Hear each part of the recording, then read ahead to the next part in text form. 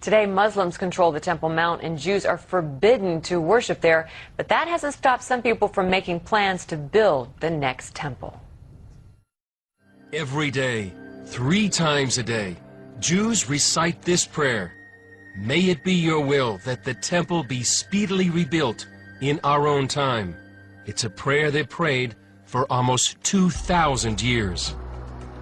But Jews here in Jerusalem are doing more than just praying. Just a few steps away from the Western Wall, rabbis and craftsmen are building what they call a temple in waiting.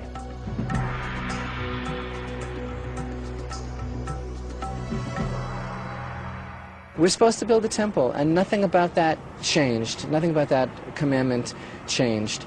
Chaim Richman is a director at the Temple Institute in Jerusalem. The Temple Institute is actively engaged in research and preparation for the resumption of the service in the Holy Temple, to the extent of actually preparing operational blueprints for the construction of the temple according to the most modern standards. This menorah is just one of several vessels created for the next temple. It's covered with 95 pounds of pure gold and has a price tag of $2 million. Piece by piece, the third temple is taking shape, with priest garments, vessels of copper, gold, and silver, and a new generation of Levite priests, specially trained for temple service. We have enough in place now to resume the divine service and to build the temple. But obviously, a lot of things have to happen in order for this to happen. Richman isn't the only one who's ready to rebuild. You actually have blueprints, architectural drawings for the third temple?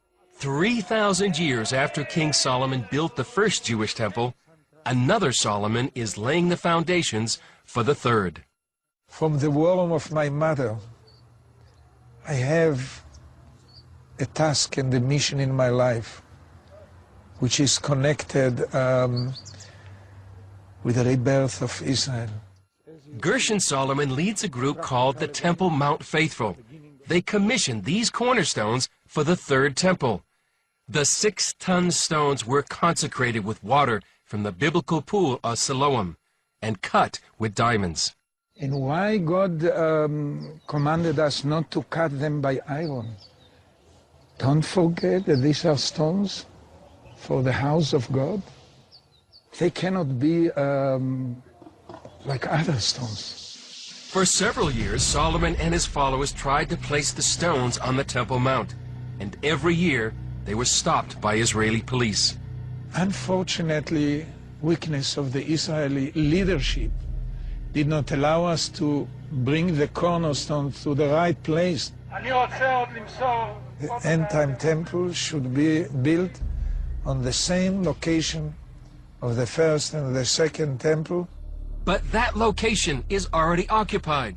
The holiest site for Jews is also the third holiest site for Muslims. And neither side is ready to share. The Temple Mount, 35 acres of it, is the most explosive piece of territory on the face of the planet. In 2002, Palestinian leader Yasser Arafat told an Arab newspaper that the Israelis found not a single stone proving that the Temple of Solomon was there, because the temple was not in Palestine at all. The issue of the temple, it's so sensitive.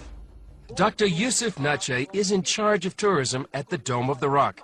Here's what he had to say when I asked him about the Jewish temple. It's not an undeniable fact. It is theories, and the political situation, the misunderstanding, the mistrust distorted all the facts. That is stupid, because the Arabs themselves, they call Jerusalem the place of the temple. And the Golden Dome right behind me, the Dome of the Rock, was built in order to replace Solomon's temple. I think this temple denial is more serious than the Holocaust denial. To counter this so-called temple denial, Gabriel Barkay is pushing the archaeological envelope. Muslim law forbids any digging on the mount itself. So instead, Barkay's digging through its trash. We have here the entire history of the Temple Mount. He and his team are sifting through truckloads of debris. unearthed by bulldozers and discarded by Muslim authorities. So there could be artifacts in here going back to the first and second temple? And Yes, there are, no doubt. Among their finds, a Babylonian arrowhead from the fall of Jerusalem in 586 BC, and this 2,400-year-old Hebrew coin, the oldest ever minted in Jerusalem. do you think in your lifetime there'll ever be a time when you can actually investigate what's under the Temple Mount? No, I don't. I'm very pessimistic about it. Some of the most dramatic traces of temple life have been unearthed here at the Western Wall.